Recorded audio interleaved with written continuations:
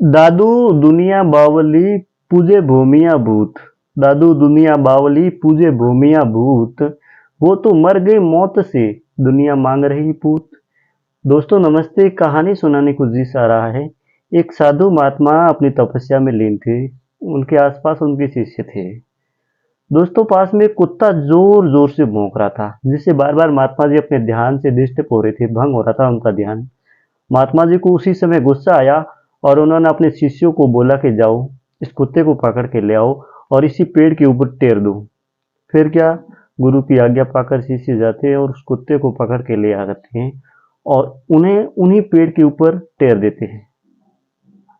फिर क्या था दोस्तों, कुछ समय बाद वो साधु महात्मा देहा अवसान हो जाता है, लेकिन वो कुत्ता वहीं उसी पेड़ पे टेरा रहता है। समय के साथ वो कुत्ता खत्म हो जाता है। कुत्ता खत्म होने के बाद जो दूसरे महात्मा जी वहाँ बैठते हैं, उनकी पदवी ग्रहण करते हैं। उन्हें लगता है कि ये कुत्ता तो बड़ा शुभ है, इसीलिए उनको दोबारा टेरना चाहिए। अपने शिष्यों को हुक्म देते हैं कि जाओ और गांव से एक और नया कुत्ता लेके आओ और इसी पेड़ पे टेर दो, क्योंकि हमारे गुरु की यही परंपरा थी। फिर क्या, शिष्य जाते हैं और गांव में से एक हट्टा कुट्टा कुत्ता लेके आते हैं और उनको पकड़ के उसी पेड़ के ऊपर टेर देते हैं। समय के साथ वो साधु महात्मा भी वहाँ चले गए। जो भी नए वहाँ बैठते, उन साधु की जगह वो पदवी ग्रहण करते।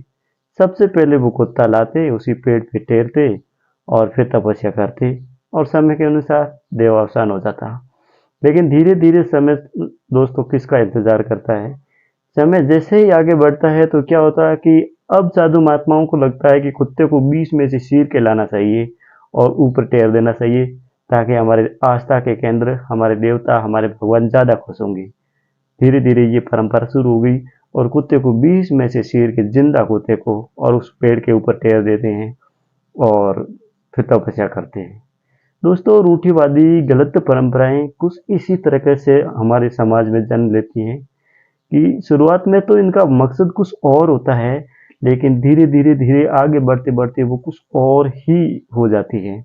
जैसे हमारे समाज के अंदर किसी देवी देवताओं को खुश करने के लिए, या किसी अल्लाह को, या किसी और आस्था के केंद्र को खुश करने के लिए किसी अबोल जीव को खत्म करना, ये परंपरा कतई सही नहीं है। ये बहुत गलत है। और किसी शास्त्र में, किसी पुराण में, किसी भी आस्था का केंद्र कोई भी हो जाए, वो ये तो कतई नहीं सहेगा कि आप किसी और को परेशान करके, उनको खत्म करके आप उन्हें खुश करो। समझना चाहिए, सोचना चाहिए कि समाज के अंदर रूढ़िवादी परंपराएं, गलत परंपराएं जो हैं वो नहीं होनी चाहिए। और ये परंपराएं अपने आप में कितनी गलत होती है और धीरे धीरे समाज में कितना अंधेर बुन पैदा कर देती है, ये हमें बहुत सारे उदाहरण देखने को मिलते हैं। सोशल मीडिया पे, न्यूज़ के माध्यम से हम देखते हैं कि किसी अबोलित जीव को बीच में से काट के खून बह रहा है और वो सोच रहे हैं कि हमारे देवता खुश हो रहे हैं, या हमारे आस्था का केंद्र जो भी है उनको वो सीधा मिल रहा है।